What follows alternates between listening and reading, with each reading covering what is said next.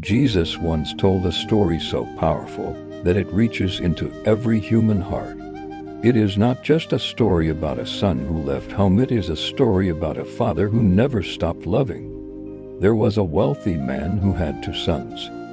He was kind, generous, and deeply devoted to his family.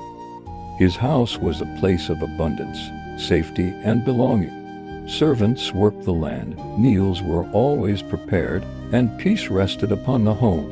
But the younger son grew restless. Each day he watched the road that led beyond his father's fields, wondering what life might be like if he were free from rules, free from responsibility, free from the shadow of his father's authority. What he called freedom, however, was really rebellion growing in his heart. One day he gathered the courage to speak. "Father," he said, his voice steady but his heart cold, "give me my share of the inheritance." The words hung heavy in the air. In that culture, such a request was unthinkable. It was the same as saying, "I wish you were dead." The servants froze. The older brother watched in disbelief. The father's heart broke, but he did not argue.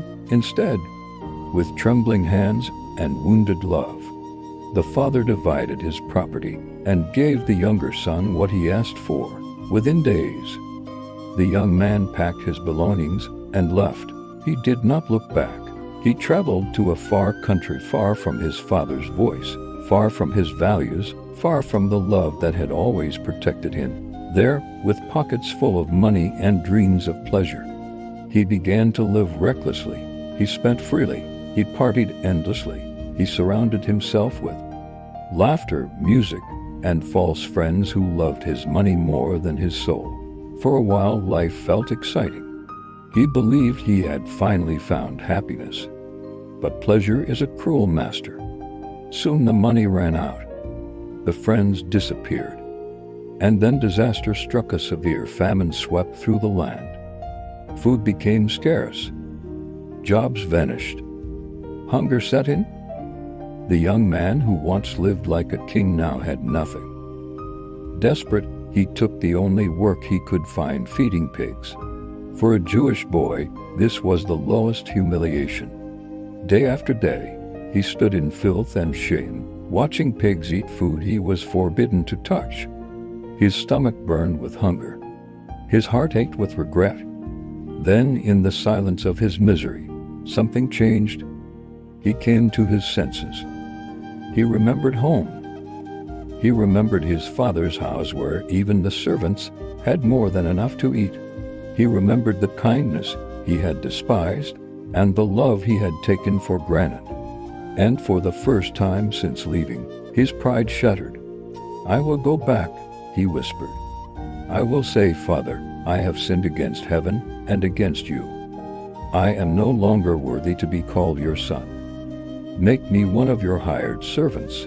With nothing but shame and hope, he began the long journey home. What the son did not know was that his father had been waiting every day. The father had walked to the edge of his land, scanning the horizon. Every day he hoped, every day he prayed. And then one ordinary day he saw a figure in the distance, thin, broken, walking slowly. The father recognized him instantly. Before the servants could react, the father lifted his robe and ran, something dignified men never did. He ran toward the boy who had rejected him. He ran toward the son who had broken his heart. When the young man saw his father running, he fell to his knees. "Father," he cried, "I have sinned against heaven and against you. I am no longer worthy to be called your son." But the father did not let him finish. He wrapped his arms around him. He kissed him. He wept. Then he called out to the servants, "Quick, bring the best robe and put it on him. Put a ring on his finger and sandals on his feet. Kill the fattened calf. Let us celebrate, for this son of mine was dead and is alive again. He was lost and is found," and the house erupted with joy. But not everyone was celebrating. The older son was in the field when he heard music and dancing. When he learned the reason, anger filled his heart. He refused to enter the house. Once again, the father went out, this time to a faithful son who had never left, but whose heart was far away. "I have served you all these years," the older son said bitterly. "I never disobeyed you.